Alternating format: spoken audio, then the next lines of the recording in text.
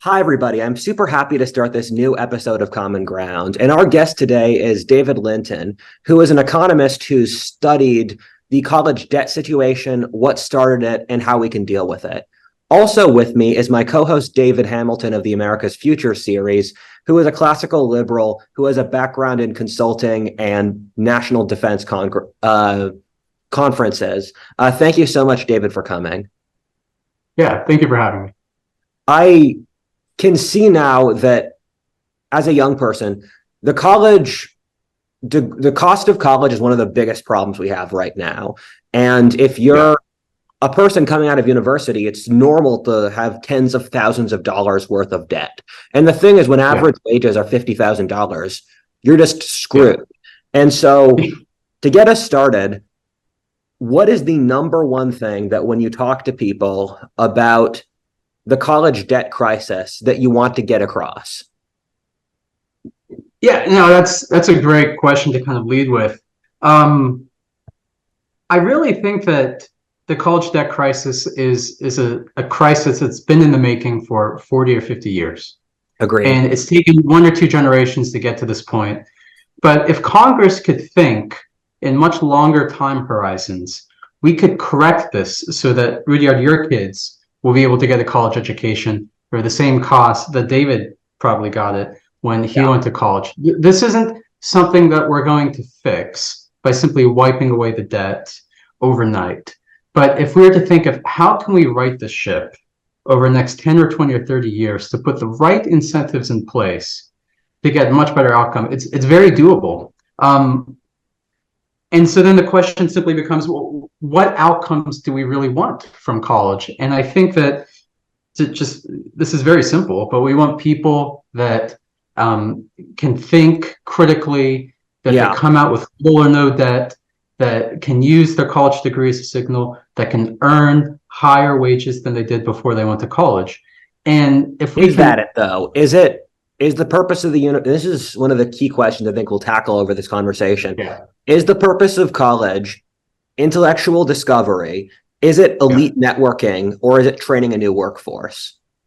No, so that's a good question too. And the first chapter of my book, Crushed, I kind of go into a deep dive of the history of the university system in the United States, and kind of the thinking between the purpose of college has gone back and forth two or three times. So initially, colleges in the 1700s were like seminaries, and so the idea is the towns or cities build these, and you have clergy and people that go into governance, and they will elevate society.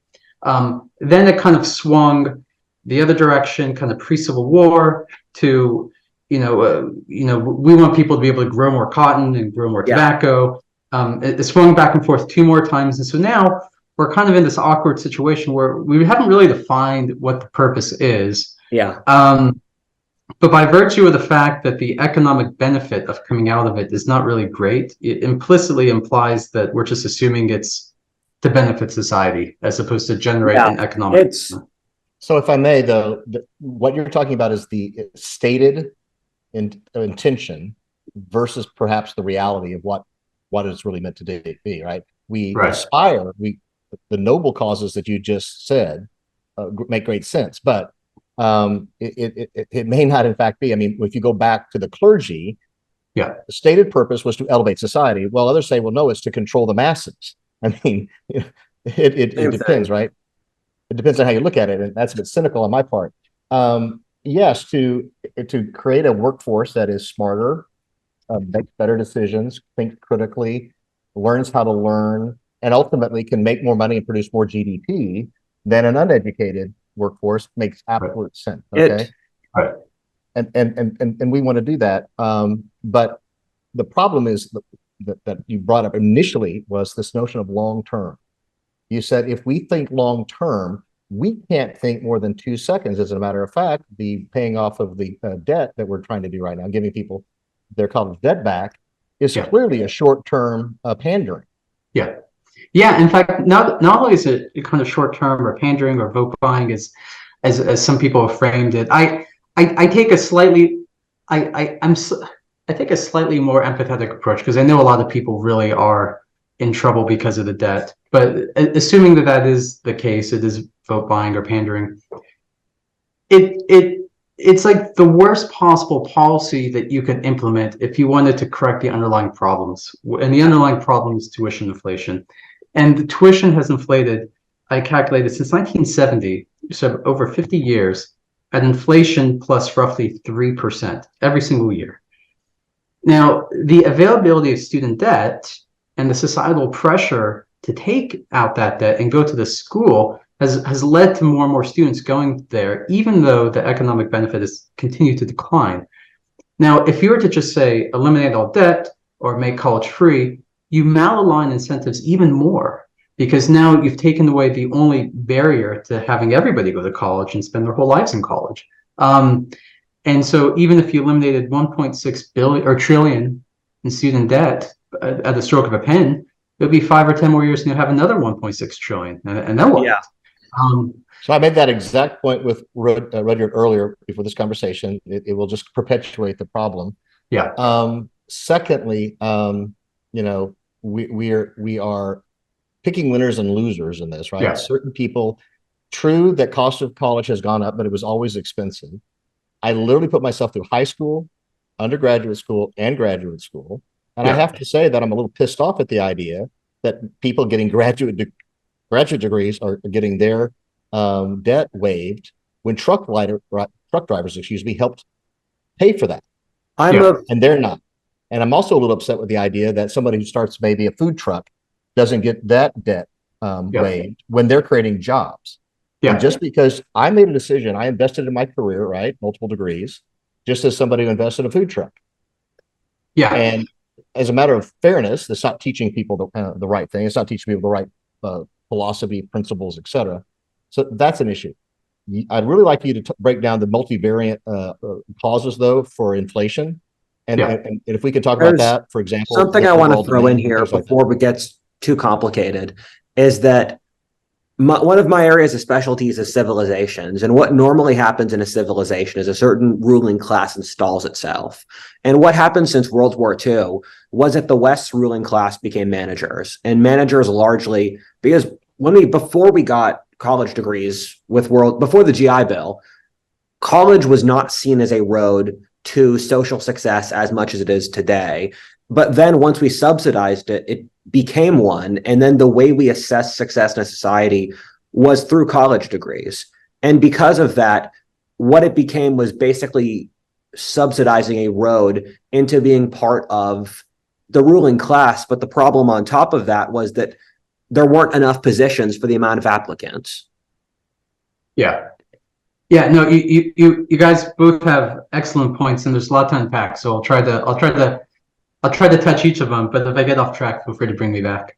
I guess, David, to your first point about kind of how when you went through college, kind of how you're able to do that without taking on massive debt. No, I took on massive debt.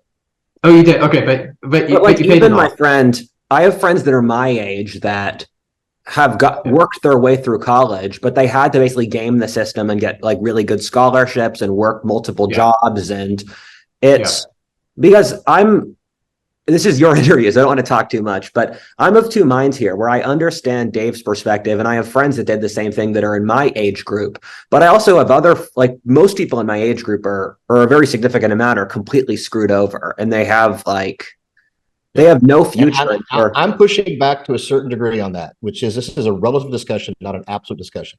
I was still paying back student debt into my 30s. I was married and had my first child, and I still had student debt. But if it was that bad in your youth, how big do you think it is today? This is a relative discussion, right? How soul crushing was it then versus how soul crushing is it?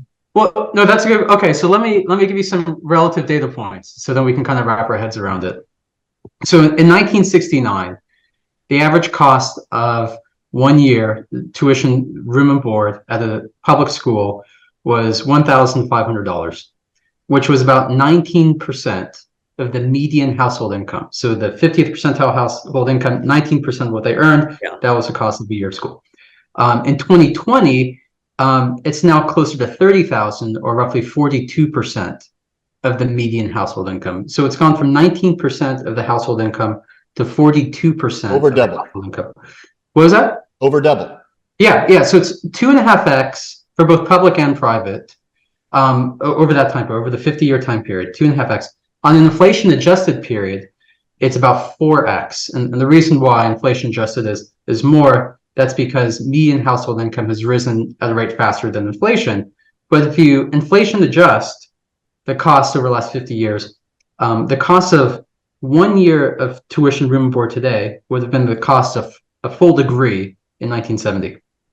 So it's completely understandable that people now come out with enormous amounts of debt, and I applaud anybody that's able to game the system, figure out all the scholarships they can get, do work study, start at a JC, go to the cheapest state schools they can, work over the summer, things like that. And I think it's very admirable. But that doesn't take away from the fact that a degree is 2.5 to 4 times what it was in 1970. And so it's almost inevitable that we would have this when you have that kind of inflation, tuition inflation. And so then the question is, like, what has really caused it? And there's like a dozen or so different things, none of which explain all of it, but all of which kind of paint this picture. The first of which is some of the things that you talked about: societal pressure, credential inflation, the ability to have student debts, and then there's also some more academic reasons. Either the Bennett hypothesis. William Bennett was Secretary of Education. He wrote this op-ed in 1987, Our Greedy Colleges. He basically said that every time the Fed or the federal government increases student loan availability by $1, colleges raise their price by $1. That makes sense. That's how subsidies works. Yeah. That's obvious, but we keep on doing it. Yeah. Well, and there's all sorts of reasons as to kind of why that happened. I didn't want to name names and burn bridges, but I think we can actually attribute some of that to the existence of Sallie Mae. So Sallie Mae doesn't exist in the same form as it did, but it was created in the 70s to kind of act as an intermediary to make it easier for banks to extend like the housing bubble. Yeah, it's like the housing bubble. Yeah. In fact, Sallie Mae for a long time was literally just a money printing machine. It was a public-private entity. But what I found remarkable when I really dug into this is that through a series of bills that Sallie Mae had lobbied, Congress had passed, the rate that Sallie Mae would earn, the spread between where they could borrow and where they were lending, was set around 3%, and the government would fully reimburse them for any defaulted loans. So the only limit to how much Sallie Mae could earn was the size of their portfolio of loans. So their objective was to grow the student loan market as quickly as possible. So every few years, Congress increased the student limit. Yeah. And colleges raised the prices. So this is a perverse outcome. This was a good intention, but there are perverse outcomes. Yeah, exactly. It was when you do these things. And I'm glad you point that out. And because the last thing I wanted to do with this book is turn off anybody or especially 50% of the population. I didn't want to come across as divisive. And so I don't blame anybody. It's just perverse outcomes, good incentives. They wanted to increase the student body. They thought there's all sorts of really good things that come about by getting a college degree, but the incentives were just poorly aligned. One of the things I find really interesting is that the GI Bill, and I'd say that Sallie Mae is trying to make the GI Bill for the rest of post-war period. And it was made as a tool of social mobility, but then it ended up becoming a tool of basically class entrenchment, because like my grandpa lived in the Irish ghetto and then he went to college off the GI Bill. And what happened afterwards is that, like, if you were to pardon student debt, and I'm not saying I'm for or against this, you would basically be underwriting, you would be using the working class as money to underwrite elite aspirants, upper middle class people. And the thing is that we actually have the lowest level of social mobility in American history ever now. And we think that the college system has caused a lot of social mobility, but the reality is that, like, I think 60% of families in the top 20 60% of students in the top 20 universities are from the top 1% of income bracket for families. And so we thought that by underwriting these loans, we were helping the lower classes help out of poverty. Well, the reality is we were just entrenching the upper and middle classes. Agreed. Yeah. And there's a perverse outcome of any kind of insurance. All right. So I did compensation reward theory, follow the money, be careful what you pay for, you will get it, is the notion. Okay. Mm-hmm. In the utilities, if you get an automatic 7% return on your CapEx, you're going to borrow as much money, you're going to buy as much stuff, and it'll lay around and you won't use it because you are getting a guaranteed 7% rate of return on whatever you invested in. And that's how utilities work. And that's why they are chock full of stuff lying around that the people don't use. All right. This is the same thing happened with Sallie Mae. As you said, they were incentivized to grow their portfolio, whether it was churning out good degrees, educated people, or people who could get jobs or not. And that is a macroeconomic driver that we need to address. Like you're saying, not trying to assign blame, but if we continue doing the same thing, we're going to keep getting the same results. Yeah. There are other things like that, fundamental things that I'd like you to continue talking about. But if we don't address these through policy, we're going to continue to repeat them. Yeah. And maybe I'm overly optimistic, but I do hope that having conversations like this, that new policy solutions kind of make their way into the public sphere. And not to demonstrate if I'm Republican or Democrat, but it feels that one party's proposing bad ideas and the other party's proposing no ideas. But what I really would love is critical thinkers, classical liberals, independents, people to come up with really thoughtful policy solutions that can address the problem for future generations as well. In addition, there are certain reforms that we could put in place, bankruptcy reform in particular, that can alleviate a lot of suffering today. But if we want to bring universities back in line with, pumping out high quality students with degrees that have value, that's going to take some time and some really long-term thinking and policy solutions. But they're all very doable. So we can, go ahead. Well, they're not doable if it's not politically tenable. And taking away anybody's baby, anybody's incentive, their benefit. If you were to put forward that the policy is we are going to diminish the size of the Sallie Mae portfolio, there are not going to be as many loans available out there. You will be a pariah. You cannot say we're going to reduce, and because the answer in politicians' minds is we need more degreed people, not more jobs for people with skills. Yes. More degrees, and worrying about whether we have high-paying jobs doesn't seem to be a concern. We just need more degrees because they are good in and of themselves. Yeah. As a person who's in the target demographic of people who got screwed over by this, it's really sad to look at it because growing up, people told me you had to go to college. If you didn't go to college, you'd spend your whole life working at Wawa or whatever, or working at Walmart. And that was what I grew up with. And so everyone said, you got to study, you got to go to college. And I'm a YouTuber. So I went to college for a semester, then I dropped out. And I was part of a couple different social clubs for talented young people. And almost all of the men in these organizations were college dropouts. And so I saw my friends go to school, go to college. They got out of it. There aren't any good jobs. They're not making nearly enough.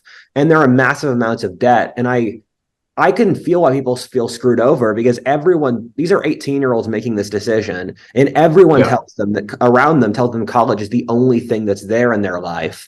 And they get out. And these are people where the society doesn't give them any other answers. And so they're kind of just shoved along and told that they have to get into this debt. Yeah. So I'd like to pose this question to you. It seems that in business, we want surety, we want certifications, we want some way of validating this person is good or bad. I mean, from ISO 9000 to whatever, there are all kinds of certification programs. If you are not educated in America or in the world where you have access to the internet, that's your fault. You can get to the information. You can be self-educated. Rudyard is self-educated, right? All of his friends are self-educated, and they don't think they're done once they get a college degree. They are continuous lifelong learners. That is the sociological thing we have to address, which is, do I necessarily need to go to a top school in order to be smart and capable? And as an employer, do I need to hire someone who has that? Or am I going to look for demonstrated skills? It's abdicating responsibility of the group. Yeah. So you touch on a bunch of good points. So first, Rudyard, you spoke to the societal pressure that's really been building, and I think it peaked. I was thinking about what is the most high pressure sales situation you could think of for a kid, and I thought back in 2015, First Lady Michelle Obama and Jay Farrow produced a rap video, and it went on College Humor and on YouTube. And one of the lyrics were, if you want to fly jets, you should go to college. If you want to watch paint dry, don't go to college. I would have said 2017. So very close. Yeah. Yeah. Yeah. Yeah. And that's close to when college enrollment peaked as well. Yeah. And so that societal pressure is really, really high. But you're absolutely right, David, that you don't necessarily need a college degree to be educated. But I wouldn't be as dismissive of it. And I'm not saying that everybody needs a degree to get educated. And here's my rationale. Michael Spence, who won the Nobel Prize in economics some years ago and was a former dean of Stanford's Graduate School of Business, he won a Nobel Prize for signaling theory. And it kind of goes a little bit like this. If you have multiple candidates for a job and the job is high skilled, needs high intellect and a high value add, but you don't know how any of the candidates will perform, if the college degree is a good signal of the person's abilities, you can match the abilities with the value added jobs in the economy. So you can use the degree as the proxy for measuring somebody's skill. Now, it's not perfect, but it's better than just a random allocation of people to jobs. And it's better than simply, like some sort of hereditary or caste-based system as well. So I follow that, and that is done by the person in the job wanting to keep their job and not get in trouble for having made a bad hire. Okay, no one got fired for hiring IBM, is the old joke, or Bain or McKinsey, et cetera. Right? So I did my job. They had a degree from Stanford, so hey, I did the right thing. Also, that's a risk mitigation strategy by the people in power. We've tested this across civilizations. And so the thing is, people forget that the pre-industrial world exists, but you can look at the trajectories of different civilizations based off what ruling class they do. And when they do it based off college degrees and basically test taking, like they did so in China and France, is that it creates a ruling class with very little imagination that doesn't take risks. And those societies they regulate their businesses and they're not working. They lose the ability to wage war. You create a very conservative, cover your ass society. And that's the direction the West has gone in since World War II. And you can also see it in Europe, where it's part of the reason why Europe's economy and society's been in such a decline against America since World War II. And I agree with David here. I think HR departments want a college degree, but if you're an employer, you know how effective someone is after half an hour. When I hire people, because I have my team, I ask them extremely pointed questions about what you know about certain topics, and then I have them do some work for me, and then I test them, and if I don't like them, I fire them, because I know what kind of skills my people need.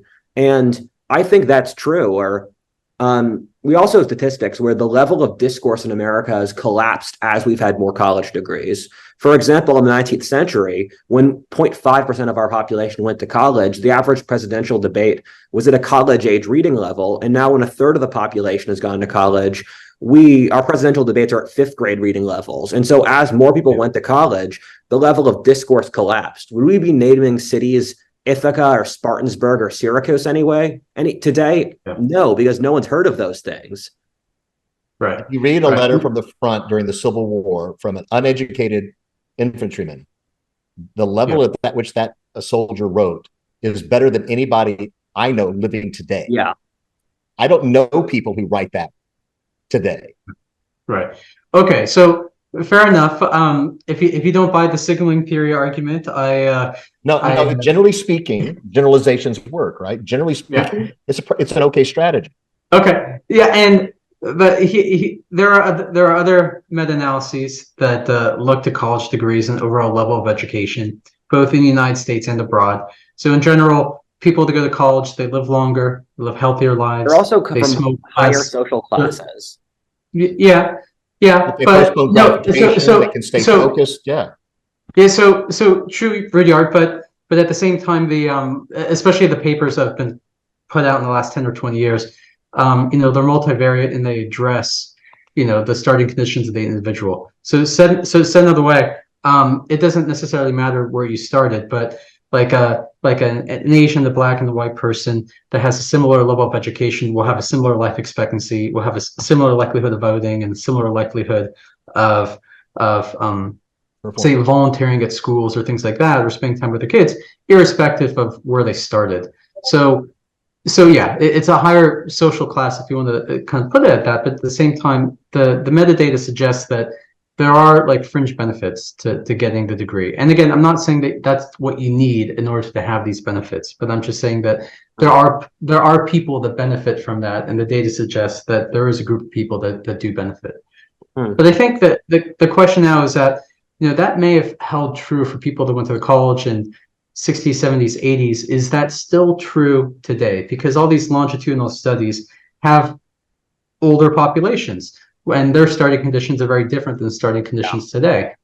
And so my sense is that probably not. In fact, actually, let me take out my notes. There's a really interesting study done by kind of a right-leaning think tank here in Austin, where they calculated what was the internal rate of return of a college degree today. And they looked at 30,000 majors across all 4,000 or so different institutions.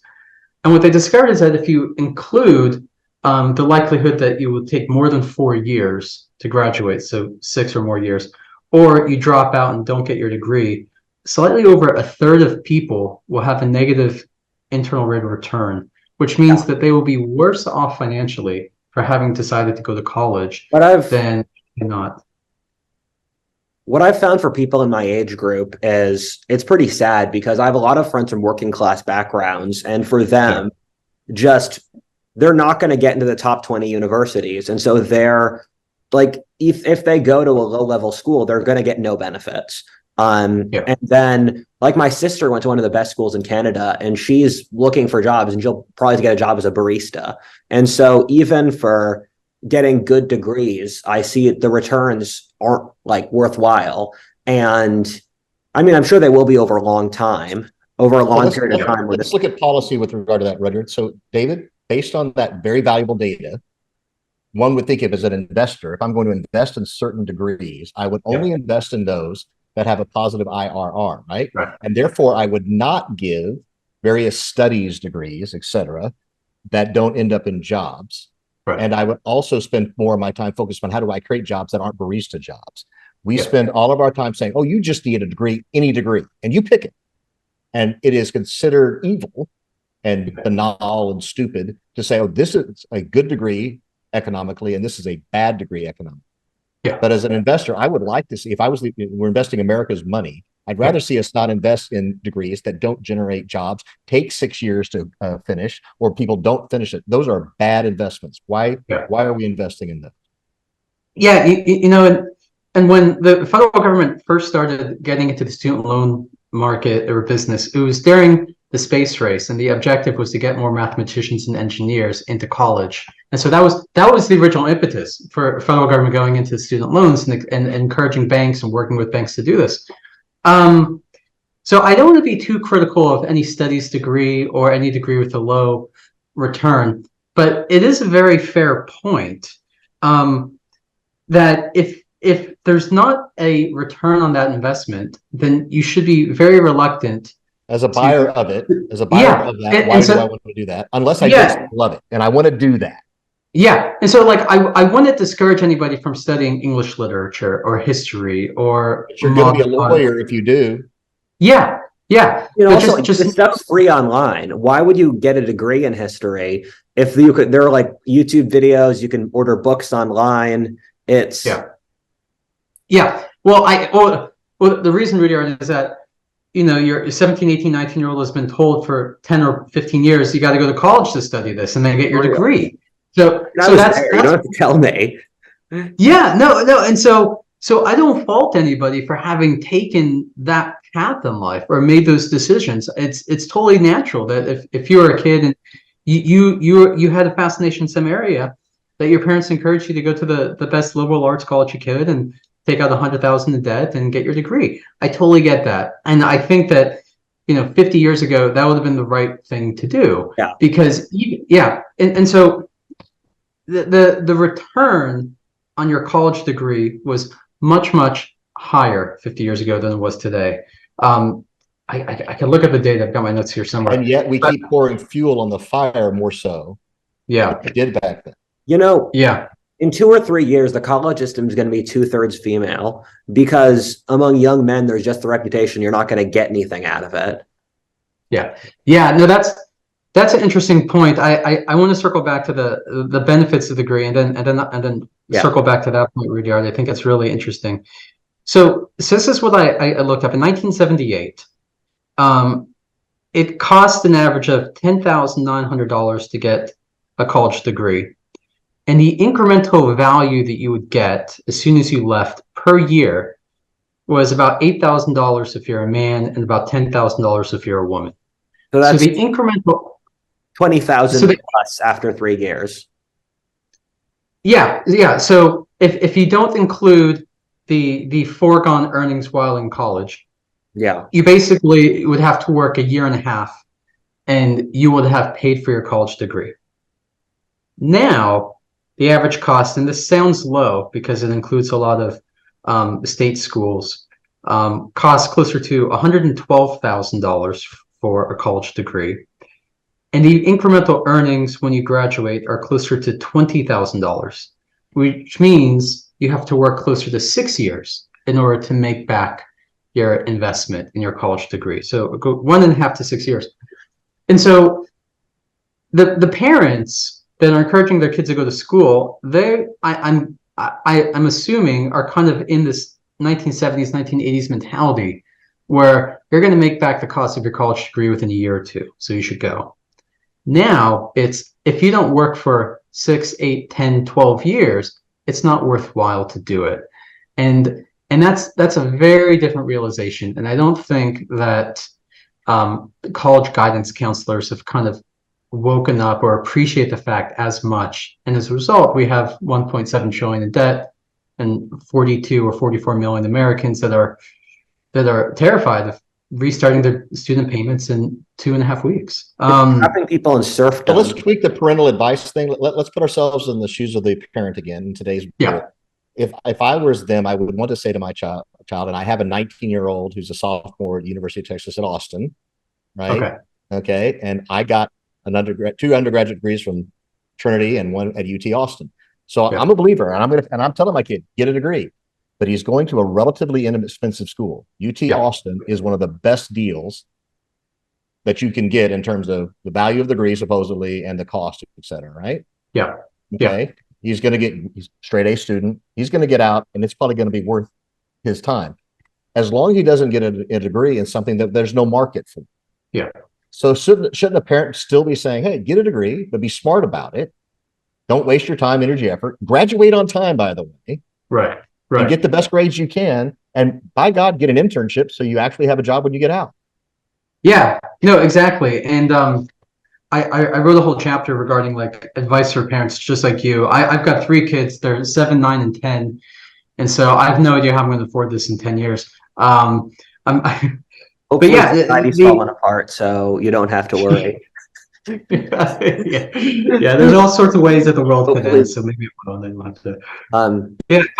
But yeah, so you're right, David. What I'm going to tell my kids is that I'm going to have a conversation with them about the economics and finances of the decisions that they're going to make, and I'm going to tell them that if they choose to go to college, I want you to get a STEM degree, business, accounting, architecture, and a handful of others that statistically show that you'll have significantly higher earnings potential when you leave. And if they're not interested in that, at the very least, get a minor in that, so they still have some marketable skills. And they're not interested in that, then I'm going to dissuade them from going to college.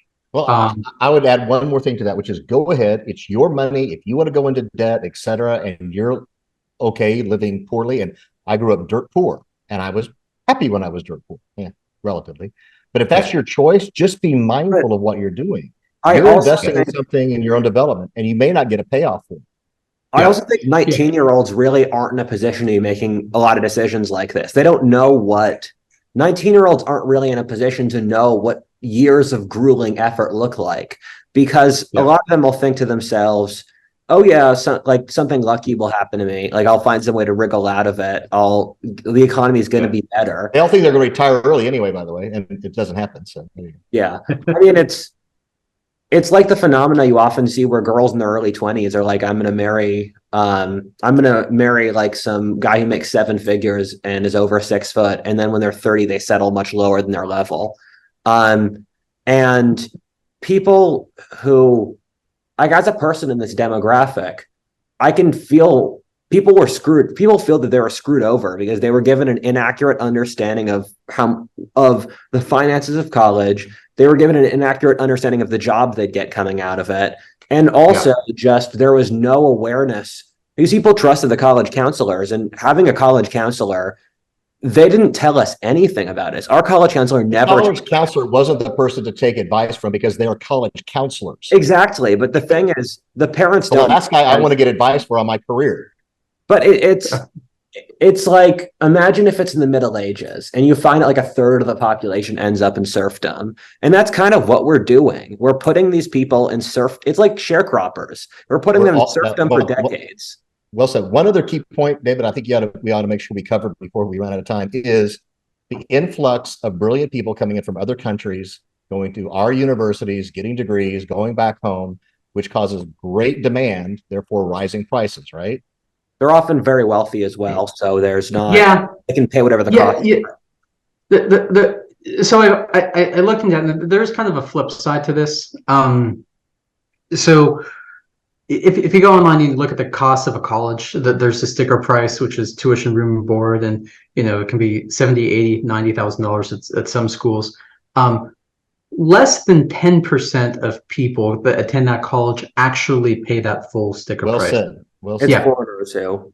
The foreigners are the ones that pay that full sticker price. So they're actually subsidizing our colleges. Even if the intellectual capital is leaving the country, that is a form of export and subsidizing. Another thing is, if you look at the growth as college prices goes up, almost all of it goes to management. There's some research mixed in there as well, but in the 60s, we didn't need this management to go to school. But what gain are we getting out of like the massive rises in university management?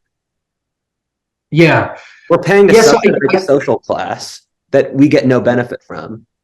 When you say management, do you mean like administrators at universities? Yes. Yeah. So that's a good point. It kind of touches on the broader question of like, what are universities spending all their money on? Those prices really haven't gone up in comparison to the tuition that they're charging, the fees that they're charging, right? Their costs haven't been going up astronomically, not in pace with what we're paying, right? So should be better. Their costs are going into management. Yeah. So the way colleges operate is that they spend everything that they earn every single year. So unlike corporations with retained earnings, so if you bring in 1,000 more students and you charge them 10% more tuition, they're going to spend that amount the following year. They'll find a way to spend it. And I'm not saying that in the derogatory. I mean, it's just accounting. How it works. Structured. So the question is, so what are they spending all the money on?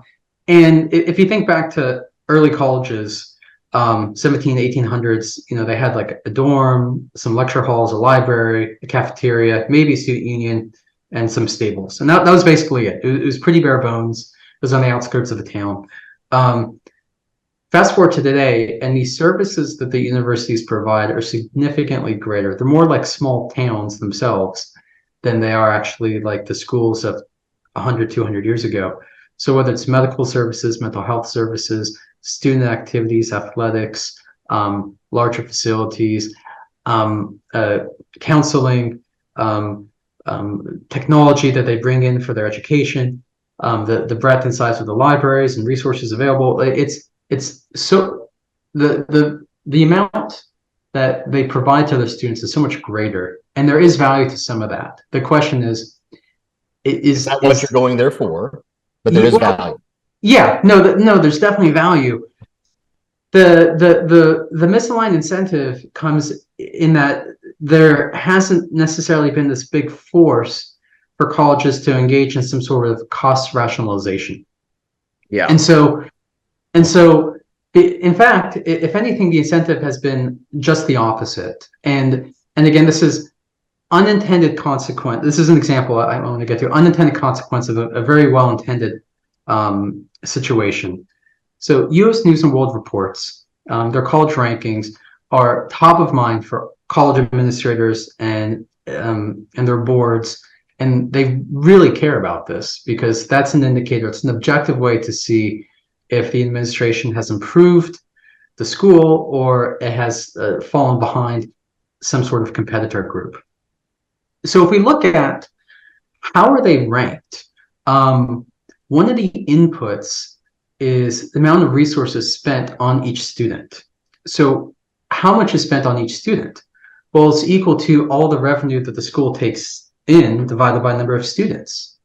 So what that means is that if you want to improve your rankings, all things being equal, you should raise your tuition by more than your competitors and then find a way to spend the money, because then you will spend more per student and your rankings will improve vis-a-vis your competitors.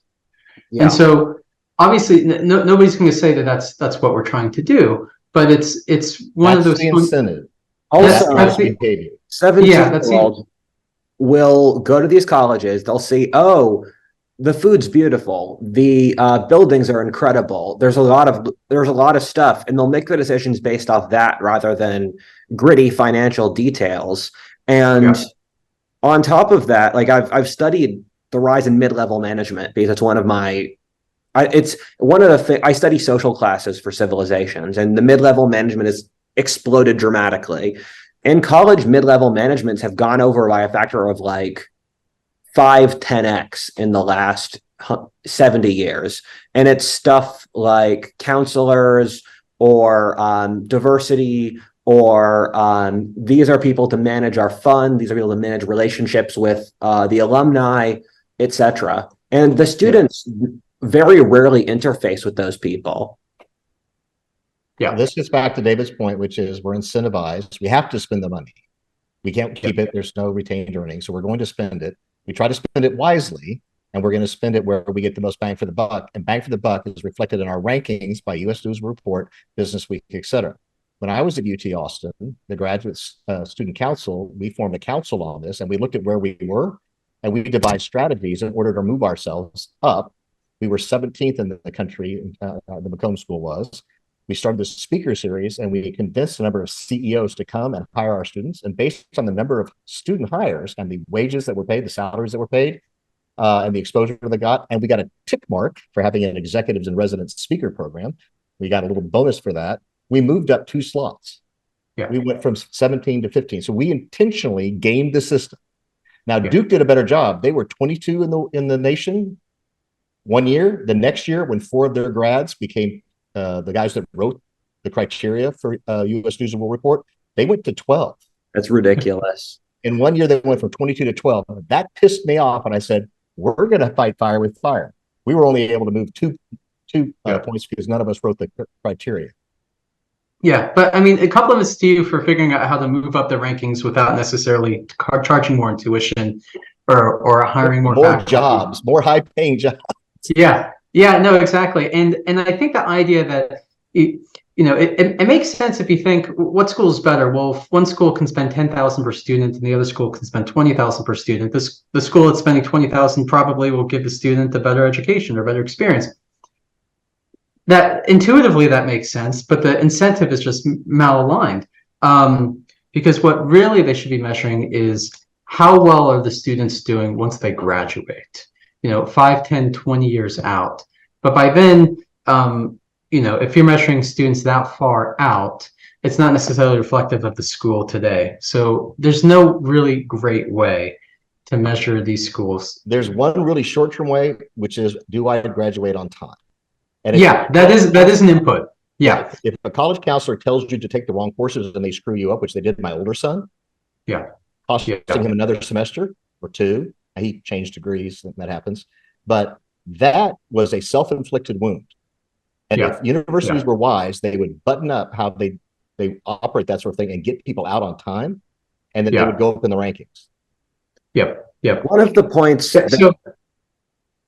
oh, sorry, go ahead, Rudyard. I was going to change the topic. One of the points I was going to say is that I was part of 2 social clubs for talented young people, and I helped form another one. And the thing is, the thing that shocks me is that among that group, college degrees are the abnormality.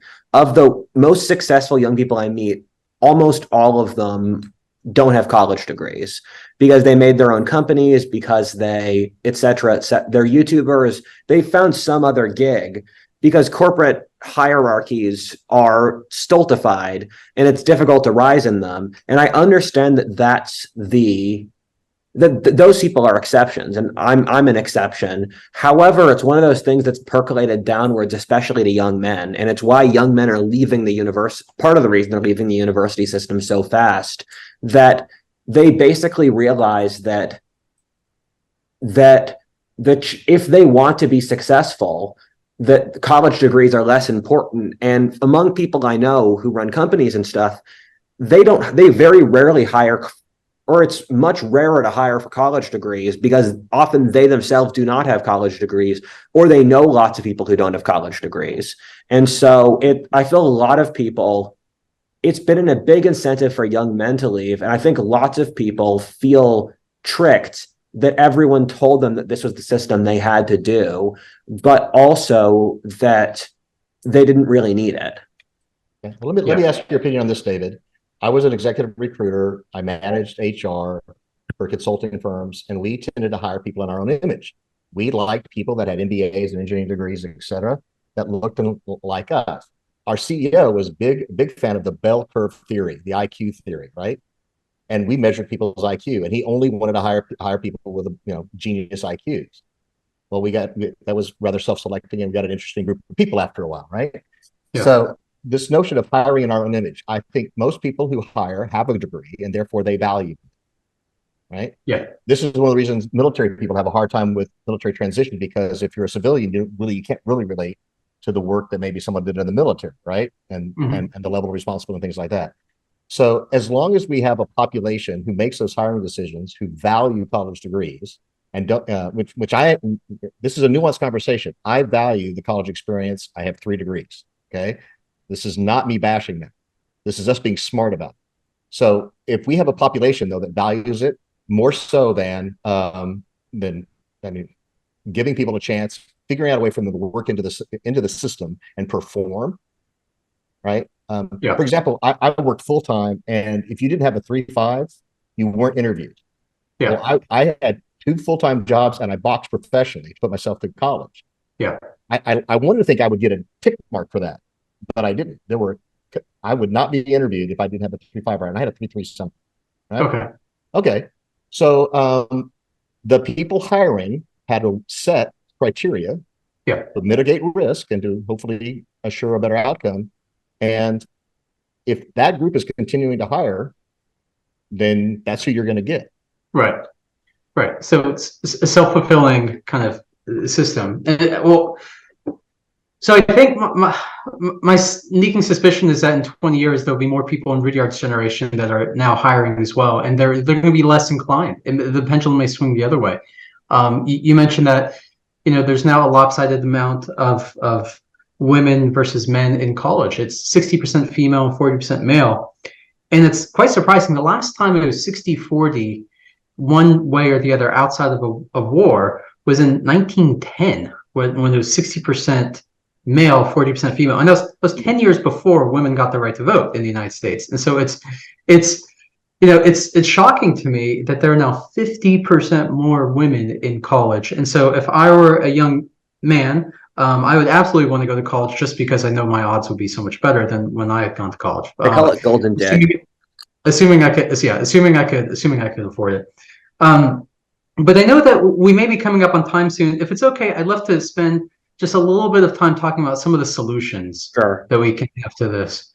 Yeah. So I wrote a whole chapter, but I could really scribble all of these ideas on the back of an envelope, and they're very simple and they're very intuitive.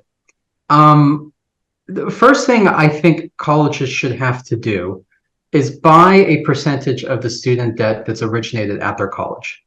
So to throw a stick in the mud, I said 10%. And if they don't have the money, they can borrow it from. That's good. I love that. Yeah. You're making them pay for the costs they fuck society over with. Yeah. Yeah, no, exactly. And so you make sure that the debt is representative of the student body that they educate each year. And so if they don't have the cash, they can borrow it from the treasury. By the way, are you going to say the IRS can collect on the university the same way the IRS can collect on a student? Because if you don't pay your student debt, the IRS will come find you. Oh yeah. They'll take 15% bankruptcy. It's insane. Income.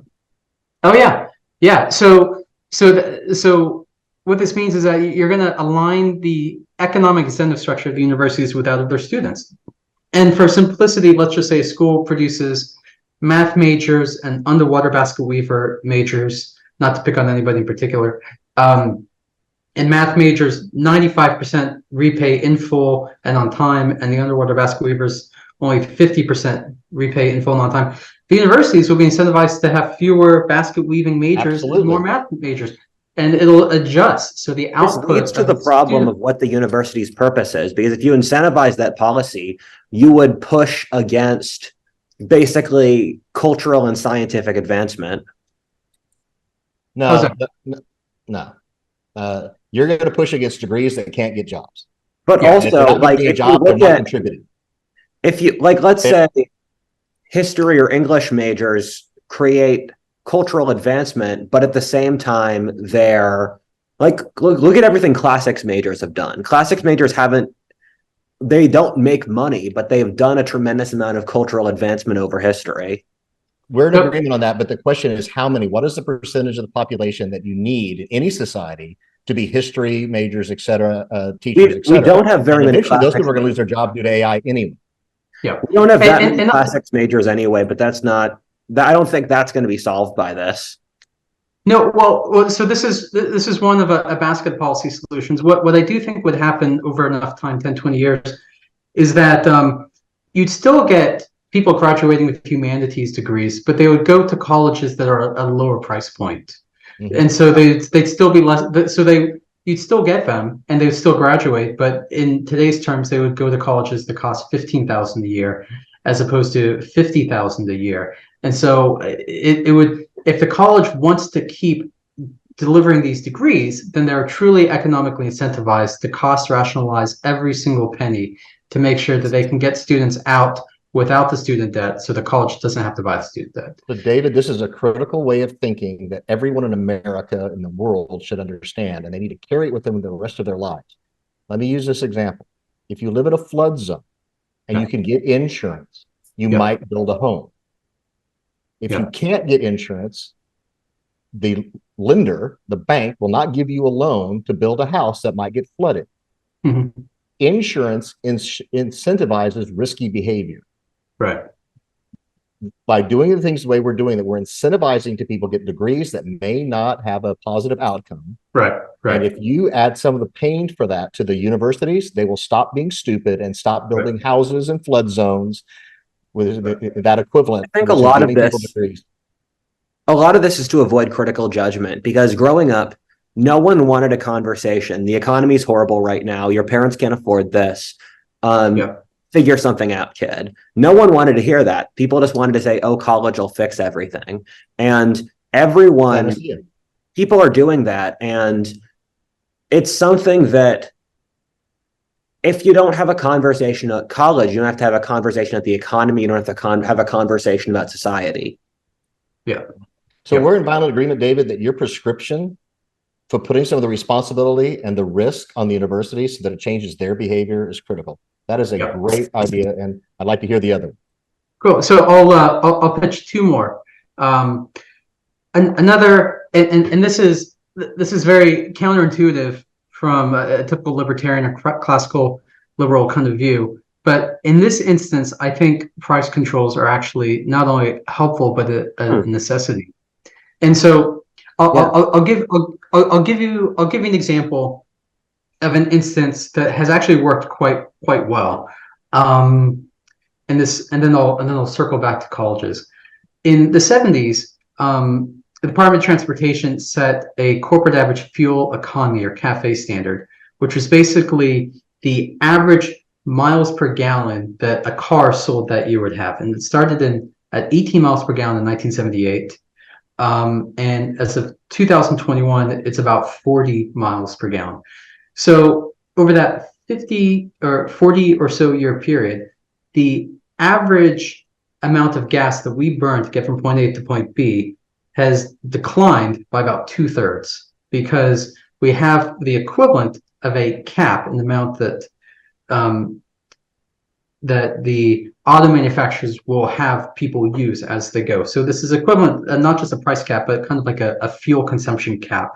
And it's done in such a way that the car manufacturers can figure out however they want to make this work. So if you want to have a gas guzzling H2, and then you want to also have an electric vehicle and you're average the two, that works too.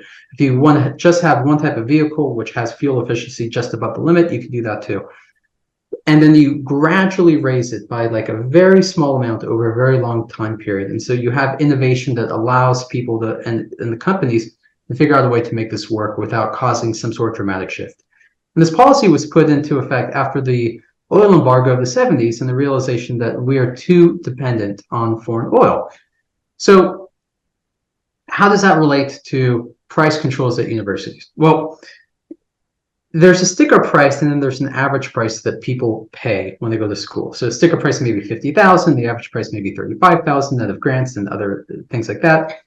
I think what you need to do is set a limit for the average price that public schools and private schools can charge. And it has to be against a relevant benchmark. And the benchmark I think that's most appropriate is median household income. And so what does that mean? So the median household income, if that was $50,000 and the cap is 20% of that, then that means the total cost could only be $10,000 to go to school, 20% median household income. That's right. If median household income doubles to $100,000, you want to get back to the 10% we used to be at. I like that median rather than average as well. Actually, so when student debt really took off and started to go parabolic was around 1990, and that's when the cost of going to college for a public school exceeded 20% of household income and 40% for private schools. So if you think 20%, it's like, okay, I can probably figure out a way to redirect 20% of my income to school. But after that, I just can't maintain my quality of life if I have that expense. Yeah. And so the gap is made with inequality also skyrocketed after that point. Yeah. So any school that's above that threshold today simply cannot raise their prices until such time as median household income catches up to where it should be. And that could take 5, 10, it could take 50 years, but at least all schools are in the exact same boat. They all have to cost rationalize. They all have to focus in on this. And there's one other kind of disparate industry where this has been tried. So in the pharmaceutical industry, some 10 or 15 years ago, there was a bit of an arms race taking out doctors. You give them a steak dinner, I'll give them a golf outing, you give them a golf outing, I'll take them to Hawaii, you took them to Hawaii, I'm taking them to the south of France. And it became problematic. And so the lobbying group for the pharmaceuticals collectively asked Congress to pass laws to prohibit that kind of behavior. And so the idea was that they were all in the same boat together. If just Pfizer or just Novartis or Johnson & Johnson said, we're not playing this game anymore, they're at a competitive disadvantage. But if everyone has to play by the exact same rules, then it's not as that's a good idea.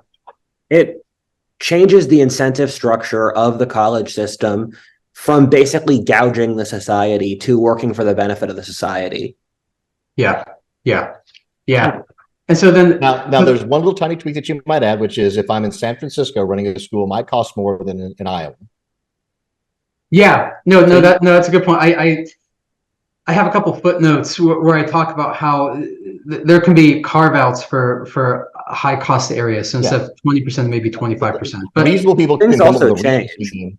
yeah, Syracuse, yeah, New York used to be one of the most expensive places in America. yeah, yeah, yeah. No, totally. And so that's kind of like the broad brushstroke of how this could work.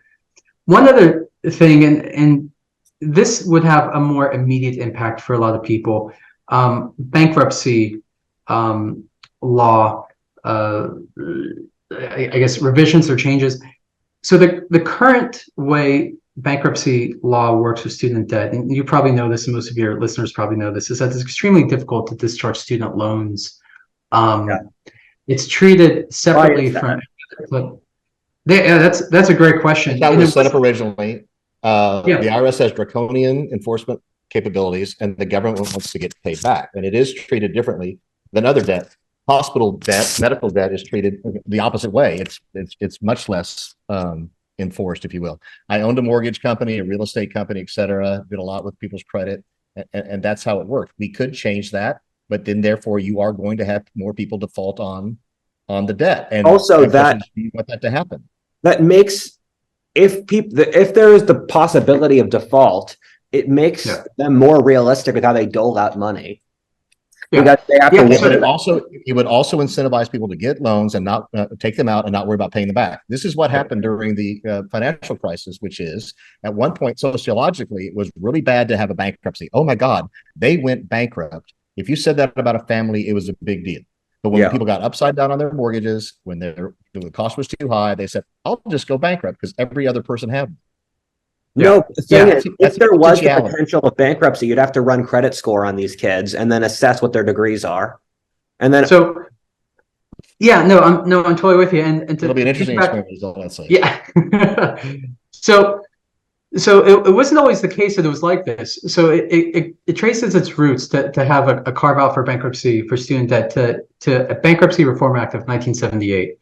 And that was when the federal government was really getting the student loan market. And they, Congress had a working group and study, and they were concerned about the situation you were just talking about, that a student could afford to go to college, but they take out loans, and then they immediately declare bankruptcy when they graduate. And then after 7 years, it's off their record, and they're much better off financially, and then they're ready to buy a house anyway. That was the scenario that they were afraid of, because they realized that they may actually be incentivizing it. And that is a legitimate concern.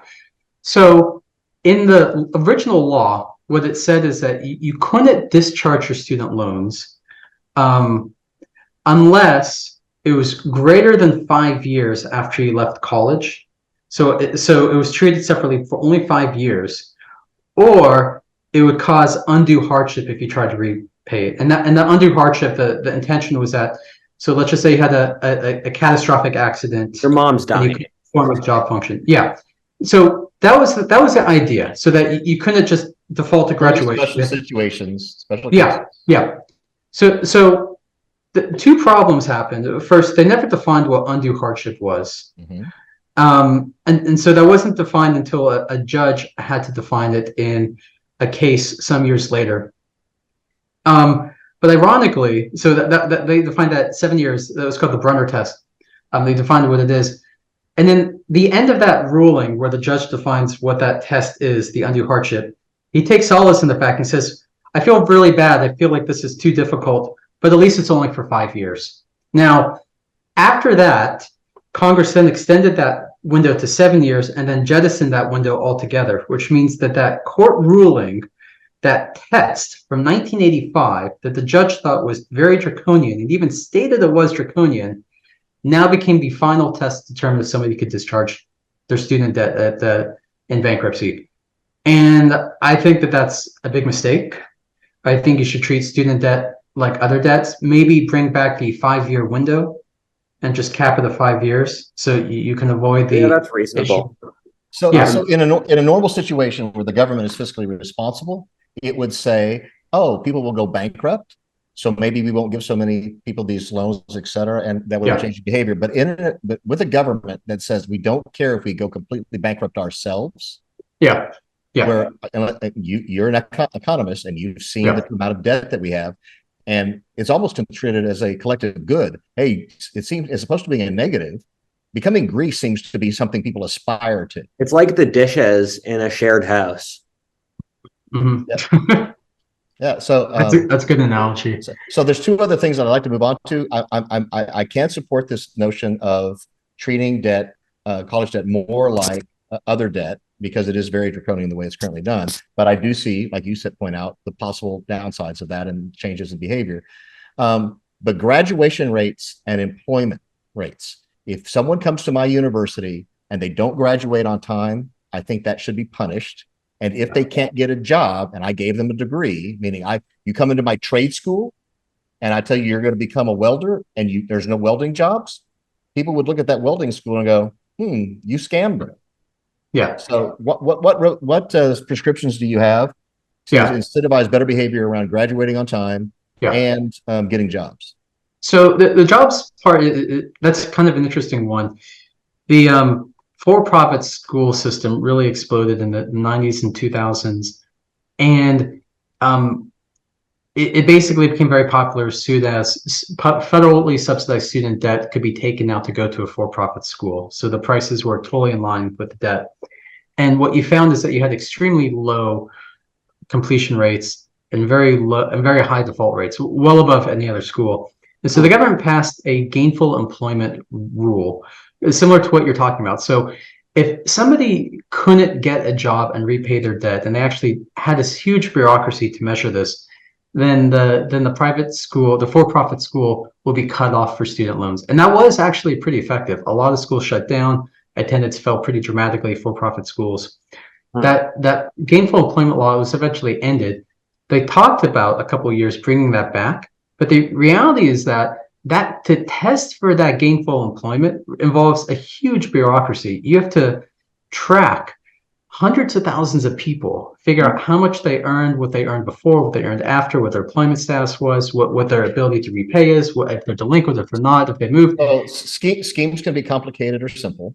Yeah. And the scheme could simply be how many people are gainfully employed coming out of your.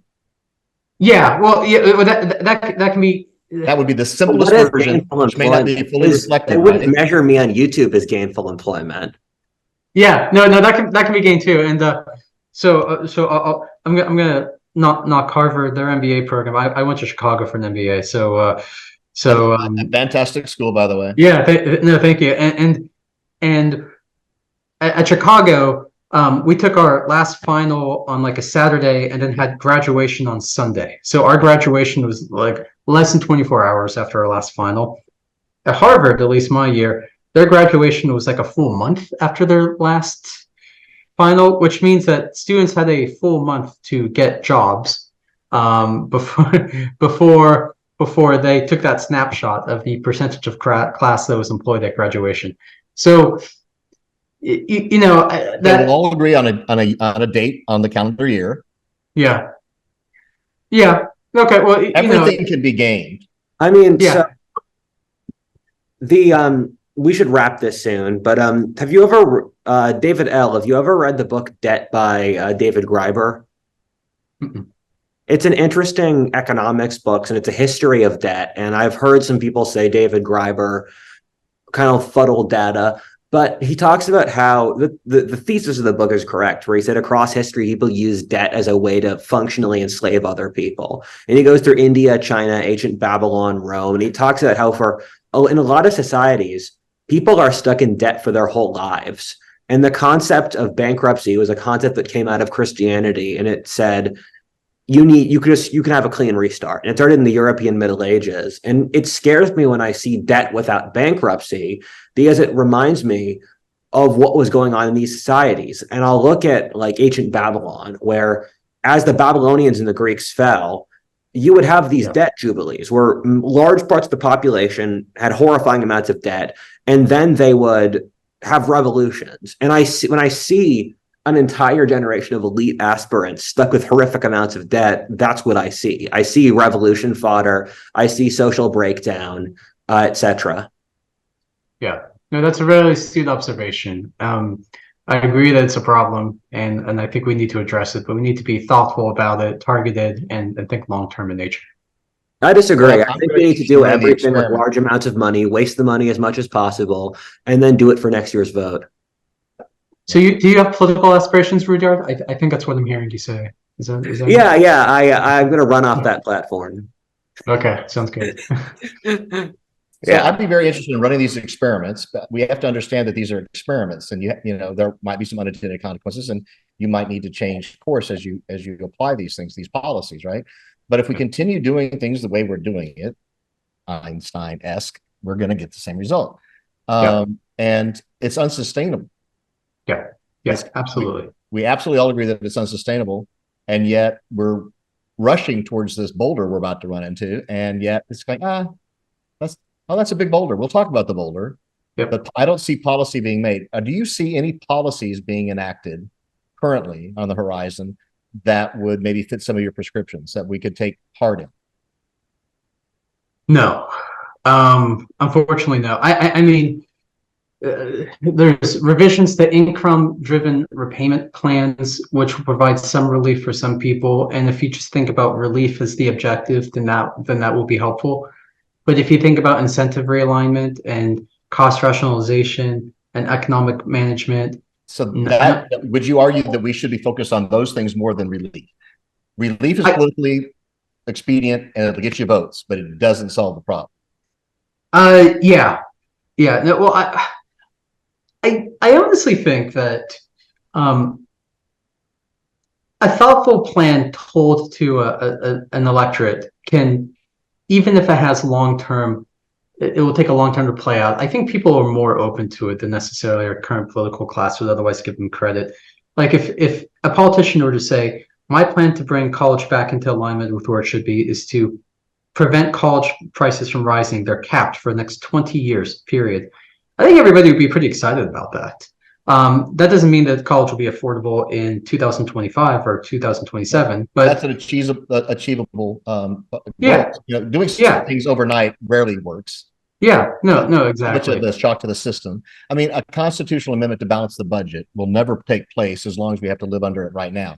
But if we all said, oh, in 25 years, we'll have to live with a constitutional balanced budget amendment, they would probably pass it today knowing they didn't have to live under it. Yeah, exactly. Yeah, exactly. So you know, I like to think that there's enough moderate people in the country that can be persuaded to pass and get behind politicians that have very thoughtful policy solutions. So I don't see anything right now to this effect, but hopefully we can have more conversations. Unless there's an uprising like Rudyard puts forward all the time, that we're going to see a cataclysmic uprising of disaffected youth, etc., marching in the street, etc. Yeah, one of my theses is that we'll have a revolution. But I've watched your videos. While I'm still alive, you guys are going to do this. If this happened when I was 20, that would have been great. I would have run it. I'd have helped, right? But I'm too old to fight in the streets. Come on, guys. Yeah. Well, okay. It was a pleasure having you on. Thank you. You're doing great work, sir. We really appreciate it. We think the is important and fascinating.